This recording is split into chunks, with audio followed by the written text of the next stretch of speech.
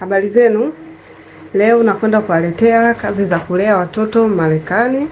Ajira mpya imetoka 2026. Kwa kama wewe una nia kweli ya kuingia Marekani kwa kutumia hii kazi, kupitia hii ajira 2026, kazi za kulea watoto.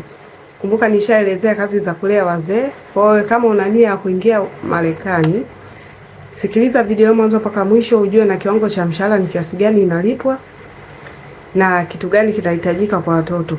Kwanza kabla ya kusikiliza, bonyeza alama imeandikwa subscribe hapo chini, bonyeza alama ya kengele, share, like, comment, share kwa wengine ili waweze kujifunza vitu vizuri. Kwa hiyo kama wewe una lengo zuri la kuingia Marekani kwa kutumia njia yoyote ile, japo walisema Marekani bond, yani Tanzania anaingia kwa bond.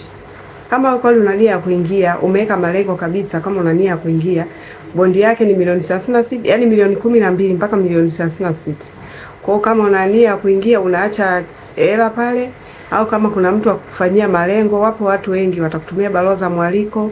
Mtu kama ana nia yani ya kukualika wewe, anaweza kukutumia barua akatuma hiyo hela milioni 36. Ukifika kule unaweza ukafanya vibarua ukamrudishia hela yake.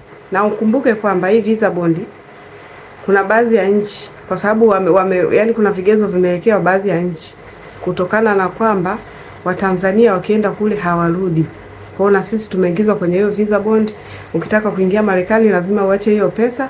Unapewa muda kama ni mwezi, wiki 3 au wiki 2. Ukisharudi pesa yako unaichukua. Ukitokomea pesa yako imeenda. Kwa hiyo kama mwingine anaona bora ninajua nitapata mbele ya safari. Kumbuke milioni 36 ni pesa nyingi sana. Kwa hiyo ukiacha hiyo pesa, kama una nia kweli ya kuzamia, hiyo pesa ujue imeenda na maji, wanaichukua wao. Kwa hiyo kama una nia kweli ya kuingia Marekani, kwa hiyo ajira, sikiliza hii kazi imetoka 2026, kazi ya kulea watoto. Vituo vingi vimetoka, ingia Indeed, apply kazi hapo, utakutana na hii kazi ya kulea watoto. Nimejaribu kuangalia, nikaona na kiwango cha mshahara wanacholipa. Wanalipa $900 kwa mwezi, yani $900. Hiyo $900 sawa sana milioni 2.5 laki.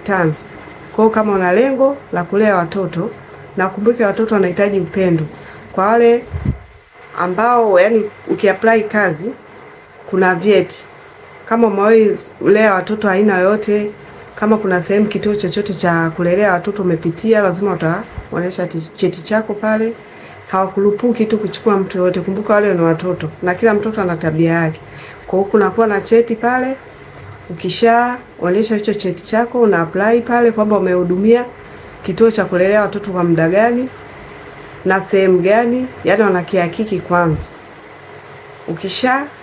Ikishahakikiwa hicho cheti chako, ndio unaweza ukaapply pale, ukaruhusiwa, ukapokelewa. Hii ajira imetoka, ni mpya.